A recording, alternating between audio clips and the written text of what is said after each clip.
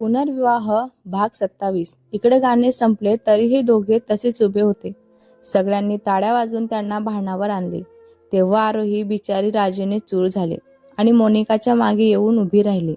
Party मस्त सुरू होती. जेवणासाठी सुद्धा खास पदार्थ होते. सगळे त्यावर मनसोक्त ताव मारत होते.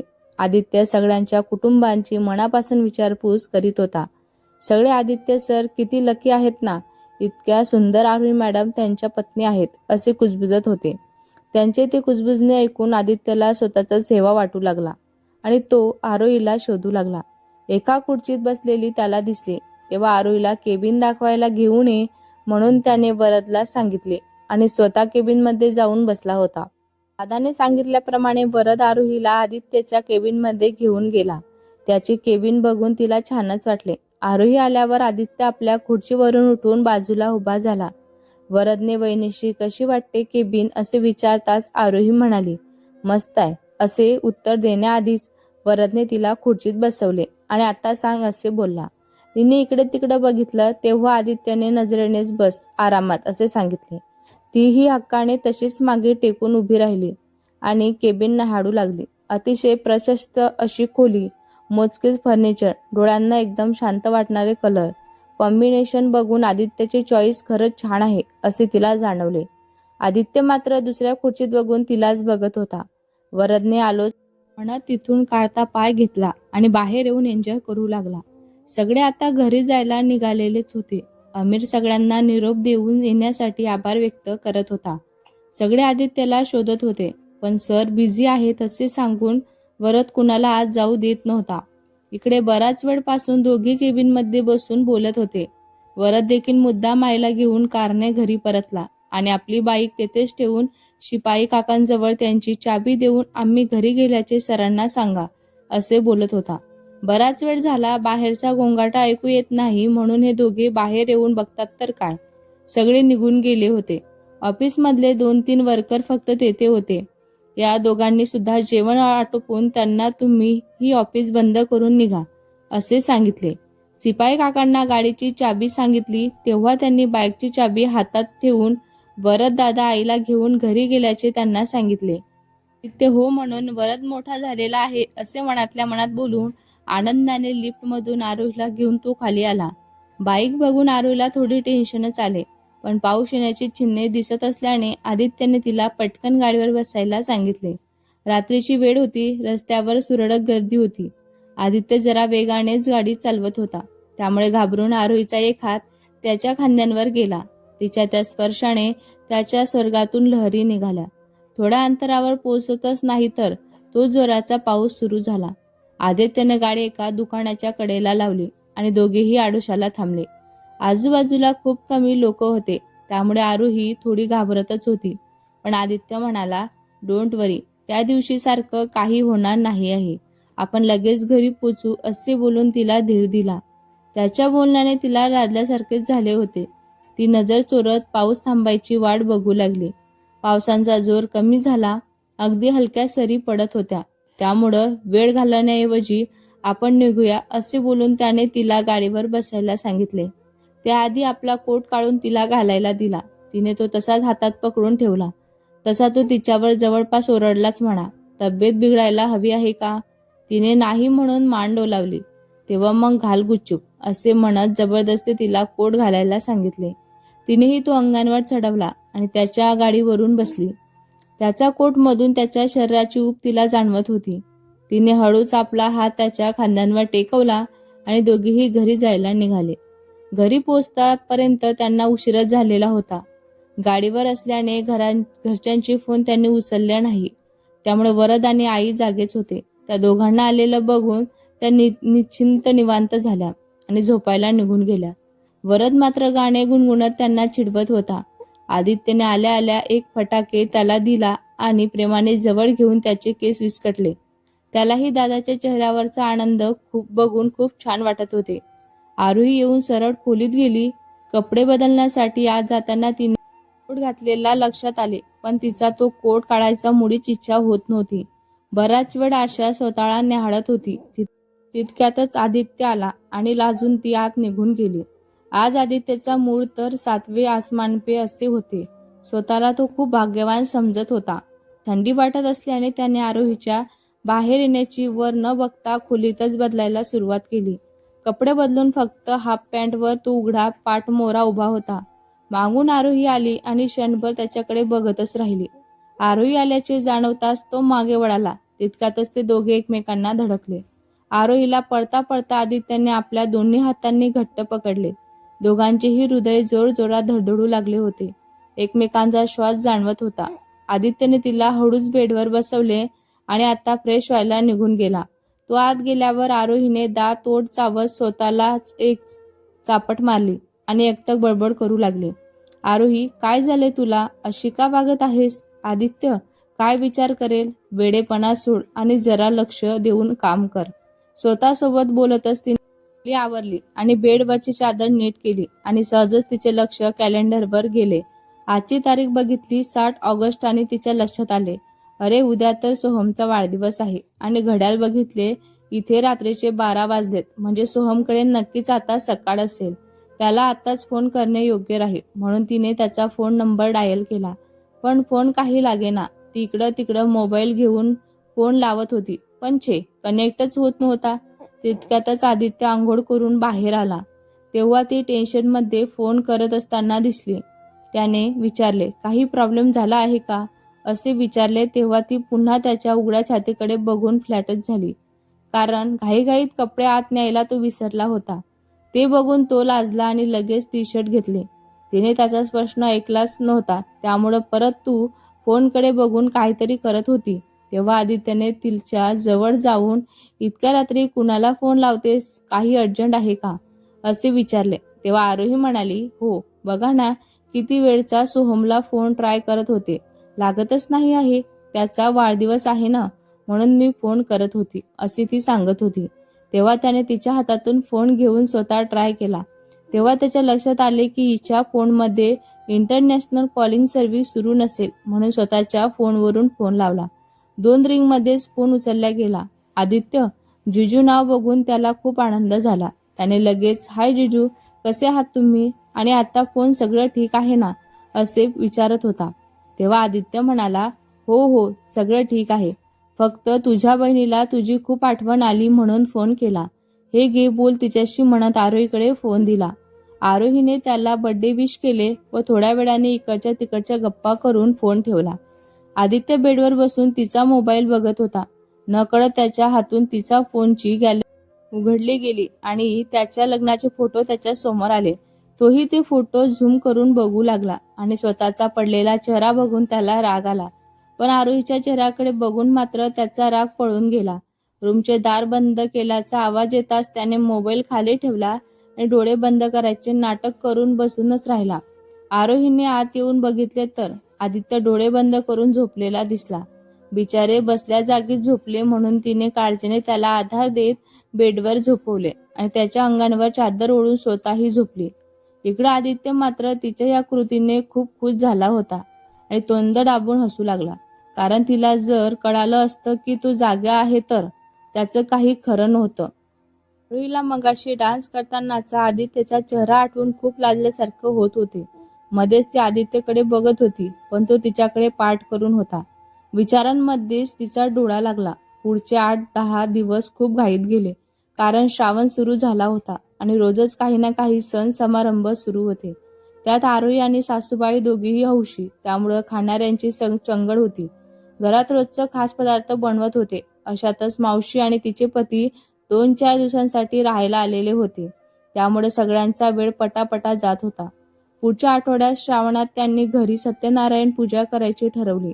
त्यामुळे जाताना आईला सोबतच घेऊन सुद्धा गेले. वरद आणि आरोही आणि आदित्य दिवसावर जाऊन येणार होते.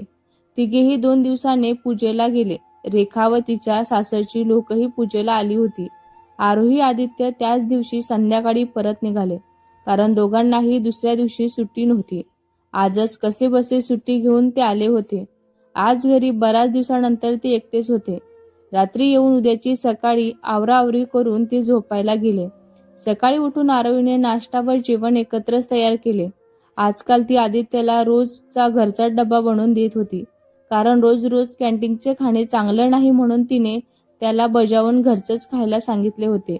तोही आज्ञाधारक नवऱ्यांसारखा तिचं सगळं ऐकत होता. दोघांनी सोबत नाश्ता केला आणि आदित्यला बाय करून ती घरात आली. दुपारी वरद नसल्यामुळं ती आज रिक्षाने जाणार होती. मी येतो दुपारी सोडायला असे आदित्य बोलत होता. पण एक एक दिवस रिक्षाने गेले तर काही बिघडत नाही म्हणून तिने त्याला नकार दिला होता. पटापटा सगळे आवरून ती सुद्धा क्लाससाठी निघाली. घरच्या बाहेर पडून मुख्य रस्त्यांवर येत तिने रिक्षा थांबवली. पावसामुळे सर्वीकडे खड्डे पडले होते. रिक्षासमोर एक मांजरीचे पिल्लू आडवे आले. त्याला वाचवण्याच्या नादात नेमकं रिक्षाचे एक चाक खड्ड्यामधून गेले. त्यामुळे आरोहीच्या पोटाला जोरात हिसका बसला. ती कळवळली पण जर वेळाने रिलॅक्स झाली. रिक्षावाल्याने तिला माफी मागितली. तिनेही ठीक आहे हो काका बिचारे पिल्लू वाचलं ना असे बोलून त्यांना स्माईल दिली. क्लासेस जवळ येऊन उतरली. त्यांचे पैसे दिले आणि पायऱ्या चढत वरती गेली. काल सुट्टीमुळे आज थोडे एक्स्ट्रा लेक्चर होते. त्यामुळे वेळ न दवडता ती शिकवायला सुरू झाली. आज तिला उशीर होणार म्हणून आदित्यला तिने मेसेज केला होता. तोही मेसेज वाचून उशिराच ऑफिसमधून निघाला. तिचा क्लास सुटण्याआधी खाली येऊन थांबला होता.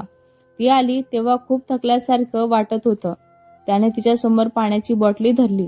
तिलाही गरजच होती. तिने गटागटा पाणी पिली आणि आदित्यने गाडी सुरू केली.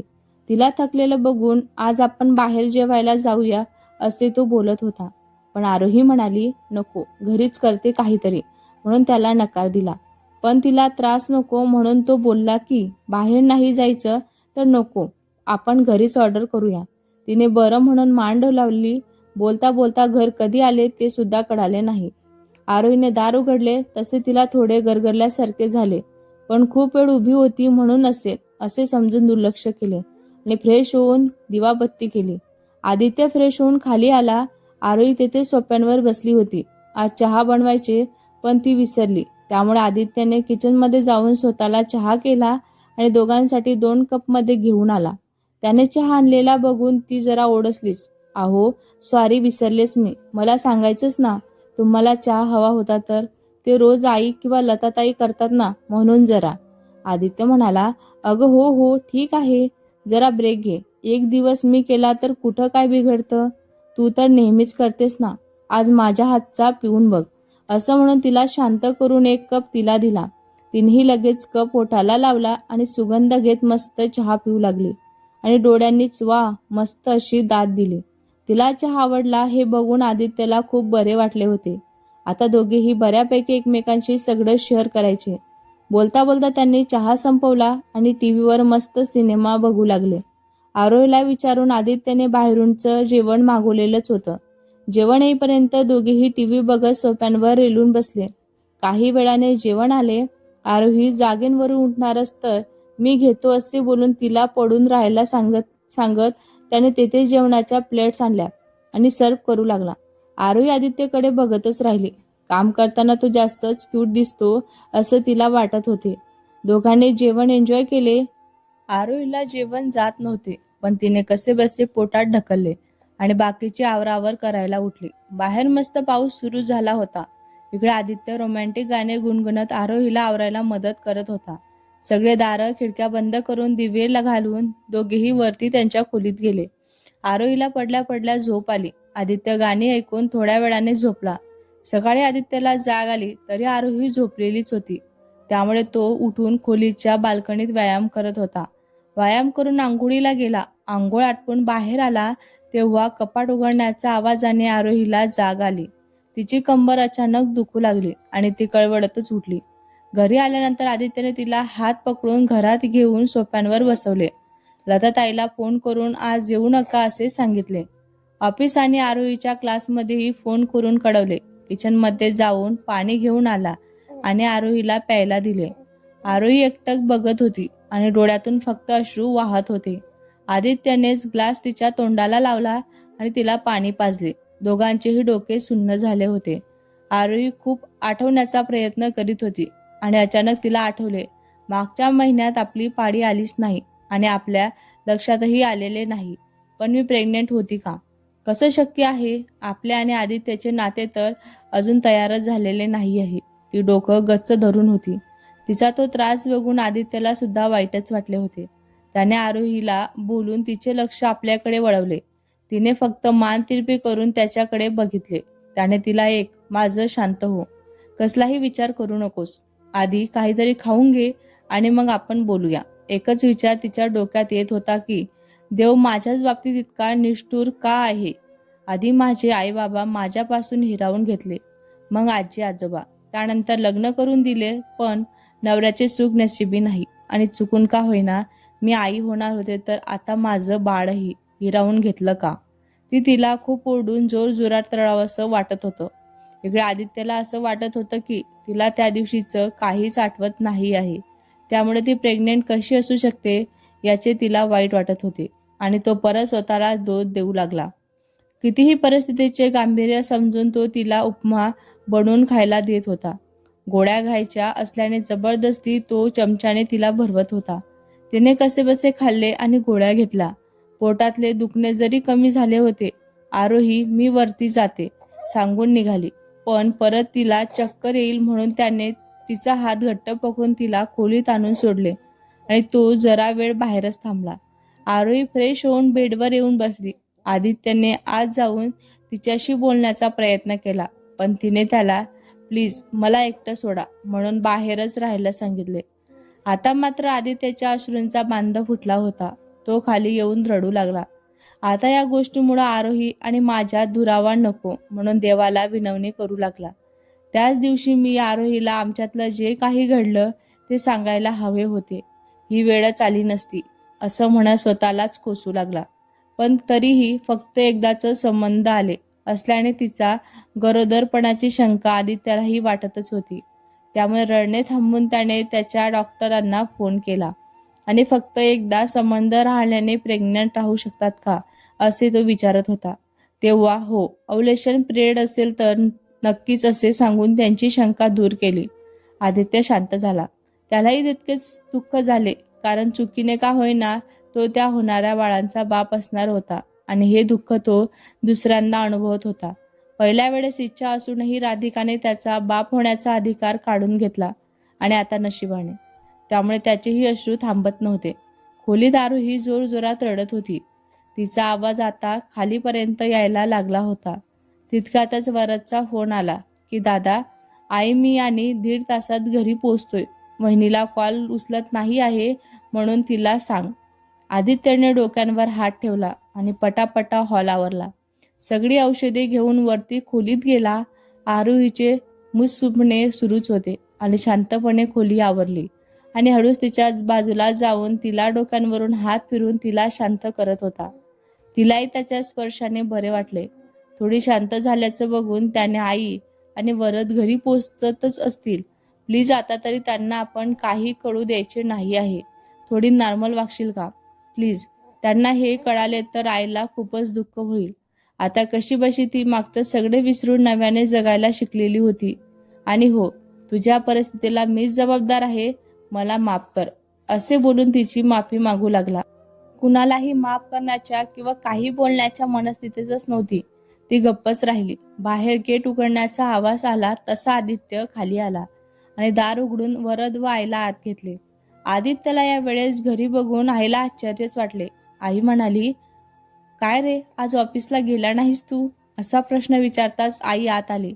आता आईला काय सांगावं म्हणून तो बोलला की अगं, आरोहीची पाळी आलेली आहे आणि तिला खूप त्रास होत होता, त्यामुळे घरीच थांबलो आणि डॉक्टरांकडे जाऊन आलो. त्यामुळे लताताईंना सुद्धा उशिरा या असे कळवले.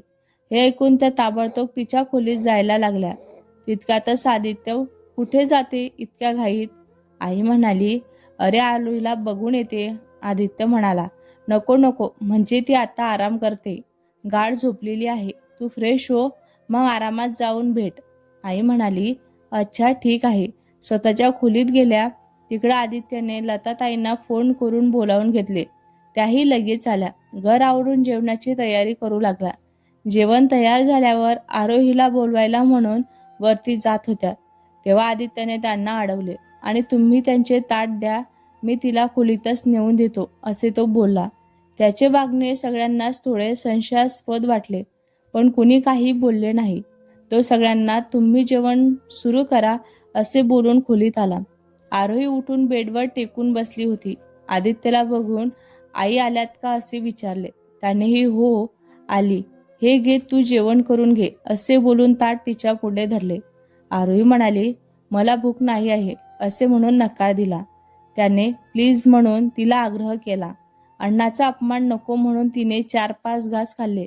आणि तुम्ही जेवलात का असे विचारले. तेव्हा त्याने मानेलेच नाही असे सांगितले. आरोही म्हणाली मला बाद झालं, तुम्ही खाली जाऊन जेवण करा.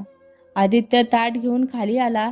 ताटात जेवण तसंच बघून आईने तिला जास्तच त्रास होतोय का असे विचारले. तेव्हा त्याने हो असे सांगितले. ठीक आहे तू बस जेवायला, माझे आवरले की मी जाऊन बघते असे म्हणून त्याला जेवायला वाढले. आदित्यची सुद्धा काहीच खायची इच्छा होत नव्हती, पण समोर आई असल्याने त्याने कसे बसे जेवण आटोपले. सरिताताई जेवण आटपून आरोहीच्या खोलीत गेल्या. आरोही एका कुशीवर झोपली होती. त्याने जवळ जाऊन आईच्या मायेने हात गुंजारून बरं वाटतंय का असे विचारले. तेव्हा त्यांच्या मांडीवर डोकं ठेवून तिनेही ठीक आहे असे सांगितले. पण डोळ्यांनी मात्र अश्रूंच्या धारांचा बांध फुटला होता आणि तिला रडताना बघून सासूबाईंच्या काळजात कालवाकालवी झाली. त्या तिच्या केसातून हात फिरवतच राहिल्या आणि ती हसवून रडू लागली. त्यांनीही तिला पुरते रीती होऊ दिले. बराच वेळ आरोही सासूबाईंच्या मांडी डोकं ठेवूनच होती. रडता रडता कधी झोप लागली जे त्यांनाही कळाले नाही. पण आरोहीचे रडण्यामागे काहीतरी मोठं कारण आहे हे त्यांना जाणवले होते. आजवर तिला पाळीचा त्रास झालेला नव्हता, त्यामुळं अजूनच त्यांचा संशय वाढला. त्यांनी झोपलेल्या आरोहीचे डोके हळूवार बेडवर ठेवले आणि खाली आल्या. आदित्य सुद्धा बसल्या बसल्या सोफ्यांवर झोपला होता. सरिताताई आदित्य जवळ जाऊन बसल्या आणि त्याच्या डोक्यांवरून हात फिरू लागल्या. त्याच्या स्पर्शाने तो जागा झाला आणि आईला आदित्य बरी आहे का विचारू लागला. सरिताताई म्हणाली हो ठीक आहे आता. परत झोप लागली तिला. तू बरा आहेस ना? आदित्य म्हणाला हो मी बरा आहे. असे का विचारलेस? सरिताताई म्हणाली काही नाही रे, मुलं मोठी झाली की आईपासून बरंच काही लपवतात म्हणून विचारलं. आदित्य म्हणाला आरोहीने काही सांगितलं तर नाही ना या भीतीने. नेमकं काय झालं? तुला काय म्हणायचं आहे? सरिताताई म्हणाली काही झालं आहे का तुमच्या दोघांमध्ये? भांडणं वगैरे? ती खूप रडत होती. सगळं ठीक आहे ना? आदित्य म्हणाला नाही आई, आमच्यात काही झालेलं नाही आहे आणि भांडणं तर मुळीच नाही. सगळं ठीक आहे ग. तू उगाच टेन्शन घेतेस आणि तिला त्रास होतोय म्हणून आई समजून तुझ्या जवळ रडली असेल इतकंच. सरिताताई म्हणाली नक्की? आदित्य म्हणाला हो ग आई. सरिताताई म्हणाली ठीक आहे, तू म्हणतोस तर नाही घेत मी टेन्शन, पण एक लक्षात ठेव, तिला कधीच दुखू नकोस. आदित्य मानेने सोकार भरतो आणि वरती खोलीत येतो. आरुई अजूनही झोपलेलीच असते. संध्याकाळ झाली म्हणून आदित्य खोलीतला लाईट सुरू करतो आणि बाहेर बाल्कनीमध्ये बसून फोन बघतो. अमीरचे तितके मिस कॉल आलेले असतात बघून त्याला कॉल बॅक करतो.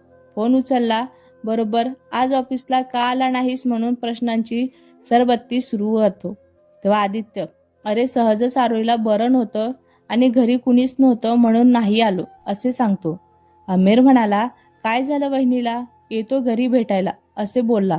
तेव्हा आदित्य म्हणाला काही जास्त सिरियस नाही, उद्या ऑफिसला आलो की सांगतो, तू घरी वगैरे येऊ नकोस असं बोलला. अमीरला थोडा संशय येतो. त्यामुळं तू माझ्यापासून काही लपवत तर नाही आहेस ना असे विचारताच आदित्य थोडा चिडून बोलतो. त्या सांगतो म्हणलं ना, फोन ठेवतो. इकडे आरोहीची झोप उडते. तिला आता आधीपेक्षा खूप जास्त बरं वाटत असतं. फक्त विटनेस तेवढा जाणवतो. ती बेडवरून उठून फ्रेश व्हायला जाते. तितक्यातच ती उठल्याचे आदित्याला जाणवते. तो आत येतो तेव्हा ती बाथरूम मध्ये गेली असती. आरोही फ्रेश होऊन बाहेर आली. तिला ठीक आहेस का असे आदित्यने विचारले. ती हो इतकंच बोलून त्याच्याशी बोलणं टाळते. तो तिला ग्लुकॉन-डीचे पाणी प्यायला देतो. ती पाणी पिऊन खाली जायला निघते. तो तिला अडवून आज खोलीतच आराम कर असे बजावतो. तरीही ती त्याचे न ऐकता खाली जात होती. त्यामुळे त्याने मागूनच तिचा हात पकडला आणि तिला बस येते असे सांगितले. आरोहीने रागाने त्याच्या हातातून आपला हात सोडवला आणि बाल्कनीत जाऊन बसली. त्याला कळेनासच झालं हिला नेमकं कसला लाग आलाय ते. तितक्यातच आई चहा व बिस्किट घेऊन आल्या. दारांवर थाप दिली तेव्हा आदित्यने दार उघडले आणि चहासाठी थँक्स बोलून आईच्या हातातून ट्रे हात घेतला. आई गेल्यानंतर चहा घेऊन तो सुद्धा बाल्कनीत आला. एक कप आरोहीला देऊन स्वतः दुसरा कप घेऊन तेथेच बसला. आरोही शांतच होती. आदित्य मात्र तिला बोलायला भाग पाडतच होता. भेटूया पुढच्या भागात. हा भाग तुम्हाला कसा वाटला कमेंट करून नक्की सांगा. व्हिडिओ आवडला असल्यास लाईक करा, शेअर करा. नवीन असाल तर चॅनलला सबस्क्राईब करा. धन्यवाद.